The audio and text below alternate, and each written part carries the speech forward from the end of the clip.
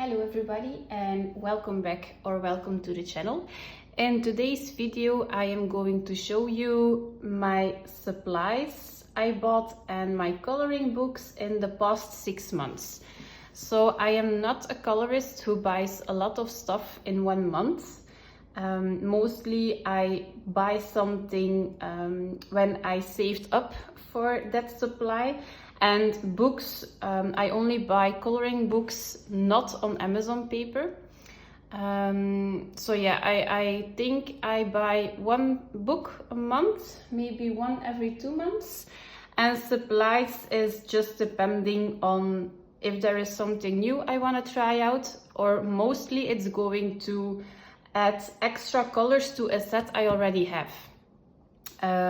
Okay, so let's get started. So I swatch all my supplies in this coloriage coloring edition by Yasmin Eldahan, but this book was like curling on the edges and I really don't like it. It was very hard to see which supply was. So I thought, okay, I will cut these pages out. So I swatched everything, so I was not going to swatch every medium I had again. So I wanted to use the swatches I already owned, like in this book. So I cut them out and I put it in a folder. So I thought, okay, this is a 5.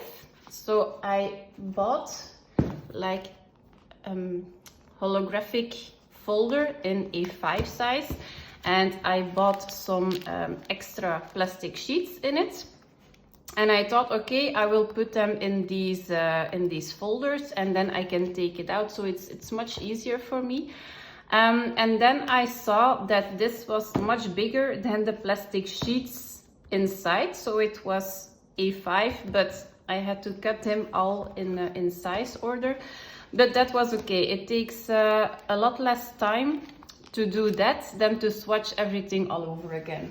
So my color wheel is in the front. So that's also something I bought this month, a color wheel, because I'm planning to do a little bit more of a coloring tutorial, color along videos on this channel. And I think this is going to be quite handy to explain why I use some colors. And then I just printed out some the titles of the supplies I have, and then this is the swatch sheets I already did. So these are the Faber-Castell Pit Artist pens, and as you see, I don't own all the colors. So now I go to the shop and I know which colors I have, and every time I am there I just take like a couple of pens with me, and so I built up my collection. I started off with the pastel set you can buy on Amazon, and yeah, now I am just adding some markers to my collection. So yeah, as you see, I'm not halfway through, but the colors I have, I use them a lot. Okay, so this is actually what I did this month with my supplies. That takes me to my second purchase. I have the 40 set of the Neocolor IIs from Caran d'Ache, and every year I buy 20 colors extra. So after 3 years I have the full set. I don't know which colors I bought extra, so which one were in the 40 set and which one didn't. But this is actually how I store my Neocolor IIs. This isn't a perfect solution when you have 60 colors. So I'm trying to see how I can store it. In my shelves I have all these boxes, so they are all the same, but maybe it's easier to place them up. I don't know how I'm going to do it, but for this moment, this is how I am storing them. So I bought 20 Neocolor IIs from Caran d'Ache. I really like them. I am planning on using them more because now I have like 60 colors. 40 was a little bit too less to do a smooth blending with some colors. So 60 is quite a good number.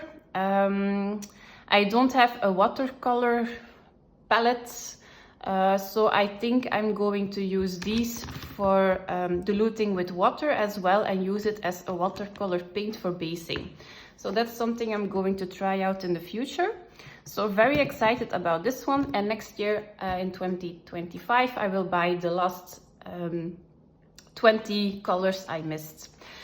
So these are the colors I have right now. So all the ones who are blank I still don't own. So I think I started to look where there were huge gaps between the colors, and then I bought the one in between. So I had like a smooth blend.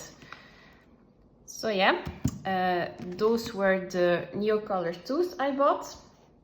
And then, because I don't own a lot of Faber-Castell pit pens, I saw these. These are the Staedtler pigment brush pens, the 36 set. So this is the biggest set they came out at this point, but I think in the future I saw there was like a 60 set or something. And this is a fiber tip, a brush nib, and it is also ink. So the Faber-Castell pit pens, it is ink. It's not the same as a usual water-based marker, and this is actually the same. So it's very similar to the Faber-Castell brush pens. This is much more affordable as well. So I thought to buy this box. You cannot buy them open stock. I didn't found it, but you can buy on Amazon like the replacements in 6 colors in a pack. So I think it's maybe like the first 4 colors in one pack. So if your yellow is completely done, you can buy the set with the yellow in it. It was not very expensive, so that was worth it for me. Maybe they're going to do it in the future when they have like 60 markers. So this is very, very good. And these are the colors. Yeah, so these are the pigment art pens. So this is, these are the colors. They're very, very pigmented. I really like the brush nib. It's soft, but not too soft. The pigmentation, I think it is even a little bit better than the pit pens. Yeah, I really like it. So this is the box they came in, and I saw they had like a folder with what they can and can't do on the inside. I took it out because I read it, but it was I was going to test out how they were performing. It is also a high light fastness, so if you want to hang up your artwork on the wall, it's not going to dull the colors. So yeah, so this is actually how it came. I'm going to put them in like a plastic container and put them in my shelf. This is not something I'm going to keep. I am not deciding if I'm going to do like a review, because Coloring Bliss did a fantastic review on them. So yeah, every supply I mention, I will link it in the comment section, so you can see. I think this was 57 euros. So for 63 colors, it was €1.40 for one pen, and the Faber-Castell pit pens is €3.20, I think. So yeah, it's a little bit more affordable. Okay, so these were the pigment art pens by Staedtler. Then my next purchase I did in the last 6 months are the oil pastels by Rubbens. I had the Faber-Castell oil pastels, but they were not good. I couldn't work with it. And then I saw some colorists having those, and they are very, very good comparing to the Faber-Castells. I like the Faber-Castell products, but that is something that is really, really terrible. They're very hard, they're hard to blend as well. So yeah, the only downside with these is it is extremely, extremely oily. So these are the colors in the box. I have, I think, the biggest box with 72 colors. And this is a swatch sheet you get in the box. So I used this one for swatching. So very great colors, but they are so oily. I'm going to see if I can find, they're very sensitive with the temperature of the room. Like now it is quite cold because my air conditioning is going on, but the moment, oh, like this one, I don't know if you guys can see, but this is just wet. This is just oil coming out of this crayon, and it's very sticky. So yeah, that's something I don't like about these, but because they have so much oil, they're very smooth, very good blendable. I mostly use these with some gloves for cleaning or something. Like you see that it's just wet. Not all the colors have it, but yeah. So I used it in the past few months, and I really have some difficulties with my paper choice. So the only book I tried out, which was very good for the oil pastels, is the Hannah Carlson books, because they have a little bit of tooth on the paper. Every paper that is too smooth, they just glide over. It's terrible. If you saw my completed pages video from March or April, I had a big fail on a coloring book. I had to use matte Mod Podge to fixate it. It was terrible. But for the Hannah Carlson books, these work so wonderfully to do an easy background. I blend them with some just a blending stump. That's actually it. So very good. So yeah, this was one of my goals in 2024, to learn how to work with them. They are very user-friendly, but you have to choose your paper. Like on Amazon paper, I couldn't get it to work. I have some coloring books like Fragile Will, but I have the Polish edition. The paper is too smooth. It was a nightmare as well. I don't know where I did it. Like the Hannah Carlson books, I used it a couple of times. They're fantastic. So yeah, this is the Paul Rubbens oil pastel set. I tried out for in 2024, and then just some small supplies. I bought this. This is like an applicator for pen pastels, but I use it for my soft pastels. So I put some, my soft pastel, I put some shavings on a palette, and then you just have to put this on this applicator, and you can go in on some more detailed pages. So this is actually a very good tool. I bought very cheap ones from Amazon. And these cushions are just a one-time use. I don't know if you have the ones from Pen Pastel itself, if you can reuse them, but these are just one use and you have to throw them away. So yeah, maybe you can spend a little bit extra on the good ones. I don't know. If somebody can tell me if you can reuse it, leave me a comment please, so I know which one I will buy in the future.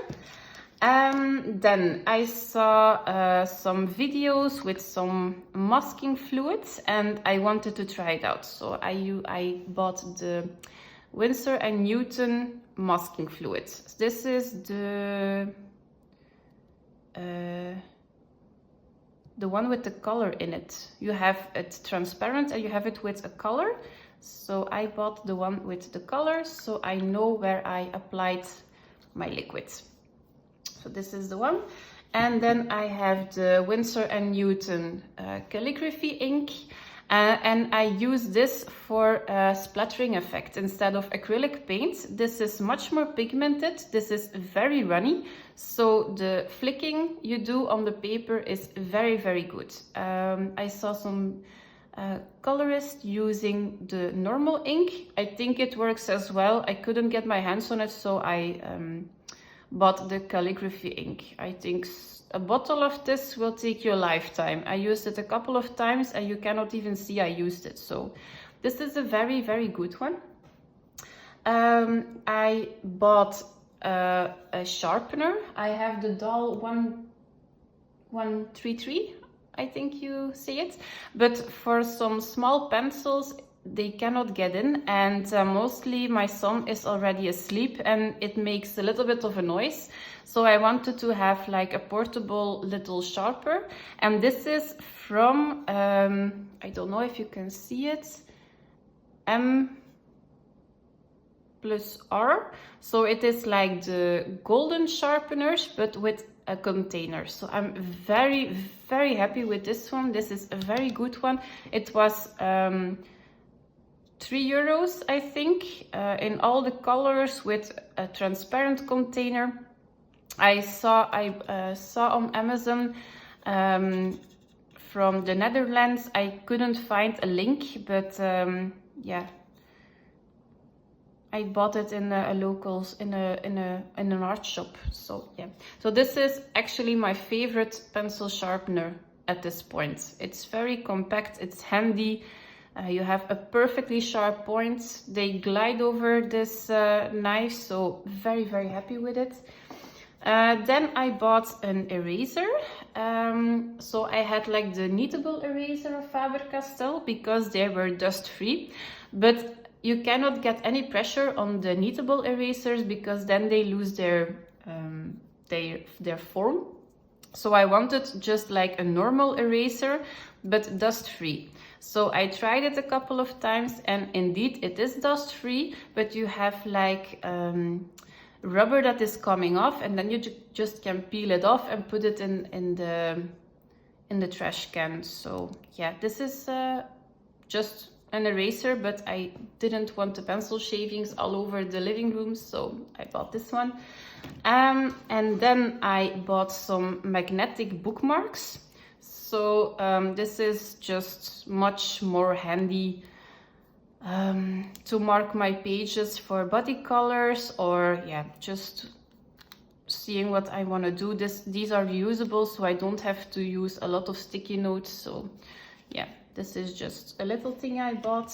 And then the last thing is some glitter glue. So stickles we cannot buy here in Belgium. We can buy it, but they are so pricey. It's like almost €10 on Amazon.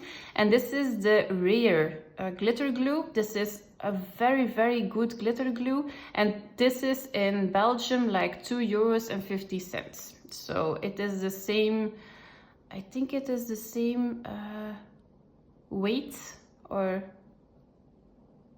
how many it is in the bottle. And I mostly use like the transparent one with the glitters, and now I bought also the black one because in my Hannah Carlson books I do a lot of black dotting, so I wanted to try these. Okay, so these were my coloring supplies and we will get moving to the books. Okay, so the first book I bought, and this is, I totally blame this to Elm Colors because she has done so many gorgeous, gorgeous pages in the Lulu Mayo books, and I saw a video of hers from a year ago with all the Lulu Mayo books she has, and I was deciding which one to pick, and I saw this was actually her favorite one. And it has like, it's not just dogs or just mermaids or just something. This is a mix of everything, so maybe perfect for your first Lulu Mayo book. I already started the page. And yeah, this is just an adorable book. I wasn't sure if this coloring style was going to if I was going to like it, because I'm not like a very cutesy, I normally don't gravitate towards the cutesy style, but I really enjoy the page I am working on at this moment. So this is like a sneak peek a little bit. I just got this board to put behind my page. So at this point I tried some soft pastels in the background, and I based everything with a limited color palette with the Staedtler pigment art brush pens, so as you see, very vibrant. And then I based some elements already with some Prismacolor pencils, and everything worked like a charm. I'm going to throw some glitter glue on it as well. I really enjoyed this. This is just an easy style to color. You don't have to think about realism. You just put some shading and highlights wherever you want. I think this is so cute. So this I started yesterday, so this is like 2 hours of work and you already have a very nice result. So yeah, this is like a mix of some different creatures, unicorns, mermaids. I saw some cute Halloween pages as well, even some Christmas pages, so you can totally color in this book the whole year around. So this reminds me a little bit of a Christmassy page, like Halloween. You have some black backgrounds as well, but I don't think these backgrounds need a lot, so I think I'm just going to stick with my soft pastels, unless I am just wanted to try something out. If I want, if I am in an experimental mood, or I see Elm Colors try something on her Lulu Mayo pages and I want to try it as well. So yeah, thank you Elm Colors for this purchase. So this was A Million Magical Creatures by Lulu Mayo. Oh yeah, all the books I found on Amazon or on other sites. I will link it in the description box. Then the second book I bought is Magical Woodland by Pellerin. It's the creator of Poopy Cat. So Poopy Cat is the name on her Instagram account. And I saw this book on teacups and art, teacups and coloring. I don't know what was the exact name. All the YouTube channels I mentioned in this video are also in the description box, so you can check out their YouTube channel and give them some love. So this is like a smaller size coloring book. It's, I think, even a little bit smaller than a Lulu Mayo book. No, it's the same. So it is like the size of a Lulu Mayo book. And this is fantastic paper. So this is a very quality book. And this is just hand drawn, so cute. And I saw it on the channel I mentioned, and I was immediately in love with this one. Again, I did one page this month, just trying out some mediums. They're single-sided, so you can use your alcohol markers, or you don't have to be mindful of the fact that you had some bleed through. You just can go wild with all your mediums. This is a really cute book. So yeah, this is her first book. So I really appreciate it when an artist is coming out with a coloring book that isn't on Amazon printed paper. So I'm happy to give them a little push by buying the book. So yeah, this is my second book, Magical Woodland by Pellerin. And then I finally bought a Maria Trolle book. I had a Maria Trolle book, I think it was a Luna, in my first year I was coloring, but I really didn't like the book, so I gave it away. And then I saw a video of Shell's coloring Shell's Coloring. Oh my god, it's a name I watch all the time. Shell. It was Shelly. I will put her name in the description box. And she mentioned that she liked the coloring books of Maria Trolle, but the older ones, because the images were bigger.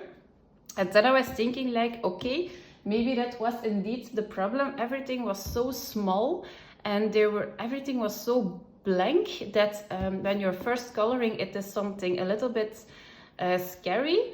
And then I saw a lot of flip throughs and yeah, I decided to go for this one. This is Flora and Fauna, but in English it is Flora. So this is the Dutch edition. If I have an opportunity to buy a Dutch book, I always do, because the paper by Mus is really, really good.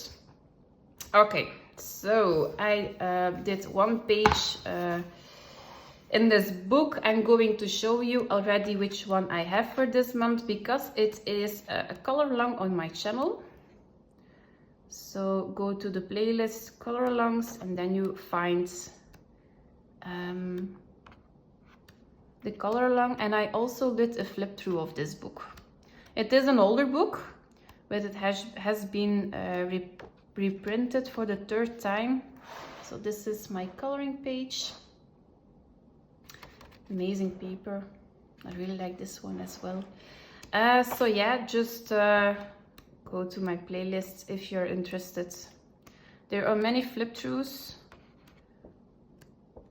Because it was an older book, I wanted to give it some love again, because I don't see it a lot on YouTube channels. Mostly it is Botanicum, Luna, and Nightfall, I think the books are.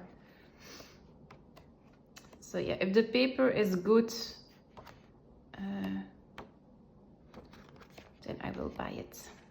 Okay, so this is Flora and Fauna by Maria Trolle. And then I bought, finally, the coloriage mystère by Art Therapy, Les Schtroumpfs, I think it is. It's the Smurfs one. And I really had some troubles. I did this on a pre-order and I had to wait more than a month to arrive. So I deleted my my order and I bought it somewhere else. So on Amazon they deliver on the date they put there, and in the local bookshop they just couldn't get their hands on it and they couldn't give me a date. So buy it on Amazon, then you have it like immediately. I did this month 2 coloring pages. So actually it's like a page with a lot of numbers and then you just have to color it in and then you will get a nice picture. So I'm going to show you some solutions. So if you don't want to see it, it's by Alexandre Carême. So not all the coloriage mystère ones are illustrated by the same one. And I really like his approach to it. So I like Disney, but I'm not a huge fan of it. But now they came out with the Smurfs book. Yeah, this is a little bit of a nostalgic feeling. I grew up with the Smurfs and they are just cute. So every page is wonderful. So yeah. And the blues you have to use is actually quite okay. So I thought we had to use all our blues in our set, but it's more green than blue actually. So, and you have some double pages as well if you want to give it a go. So you have like 100 images to color. So yeah, very nice book. I'm so happy. This is my first coloriage mystère book. So really happy with this one. And then I bought this one. This is Entre, crépuscule et l'aube by Lamoine. This is the fault of Sapphire Colors because she did a top 10 of her favorite illustrators and this was in her top 10. I had no idea who she was, but the completed pages she did in her Coloring Heaven magazines were amazing. So I ordered it on the website of Maud Lamoine herself. So you can buy the Coloring Heaven magazines, or you can buy the spiral bound version on her website. So not on Amazon, so I will link her website in the description box. And this is such a good paper. It's very smooth, so it's single-sided, so perfect for markers with a little bit of pencil on top.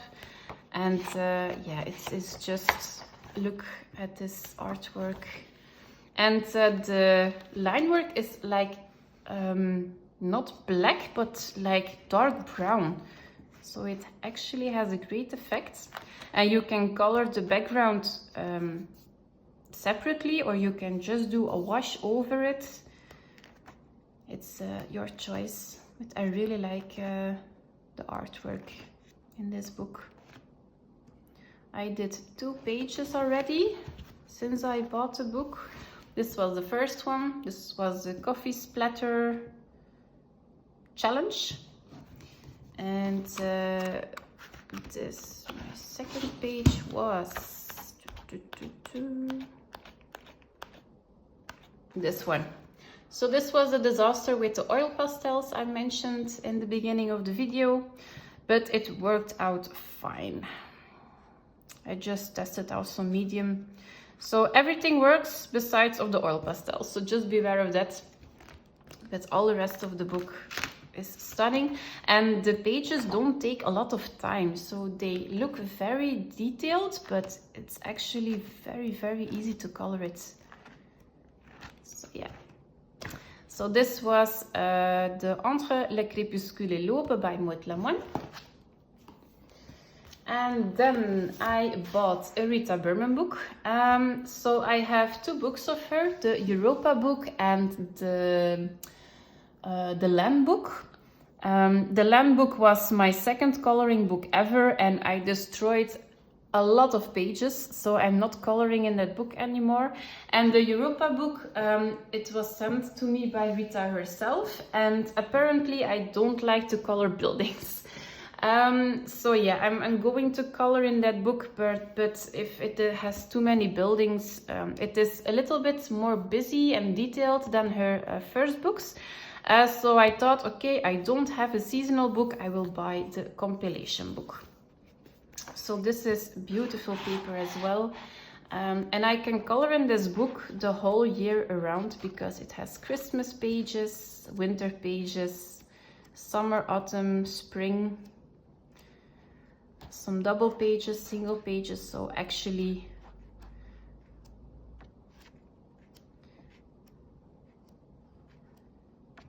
this is very detailed, right?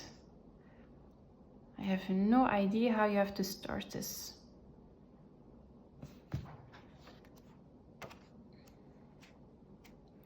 And yeah, it was spring when I bought the book, so I did like 2 coloring pages already. Oh, I like this one. This is such a beautiful double page spread. I never like it. Okay. And every time it is summer, I want to color a lot of pages, and then it is our holiday and going on a trip for a week. So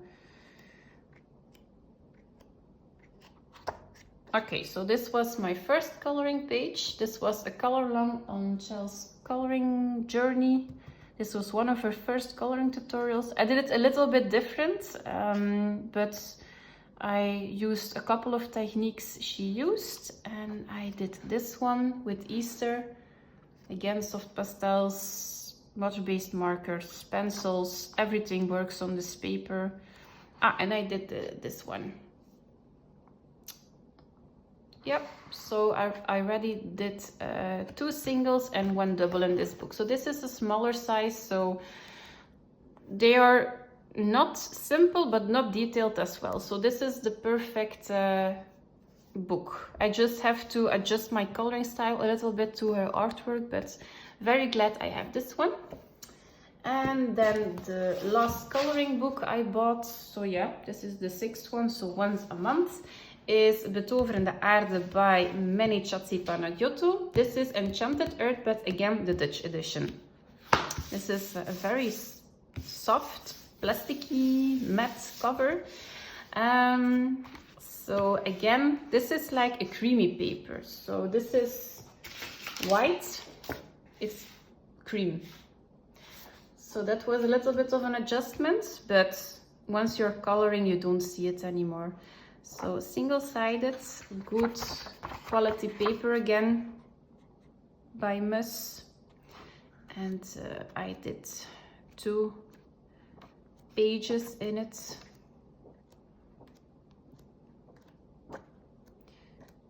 I don't know where they are. Oh yeah, this was one for mermaid. So alcohol markers, pencils on top, Derwent ink tents. This paper takes everything. So this is the first one. And I did this nail page as well. And in the background, I did some oil pastels as well. So on this paper, the oil pastels, they go quite well. But the downside is this is all very small. And with the oil pastels, it's better to have like a plain background because you cannot get into these detailed areas very well. So yeah, I tried it out. The paper goes, but the artwork doesn't lean to the oil pastels. Maybe this is not too detailed. So yeah, this is very happy to have this one.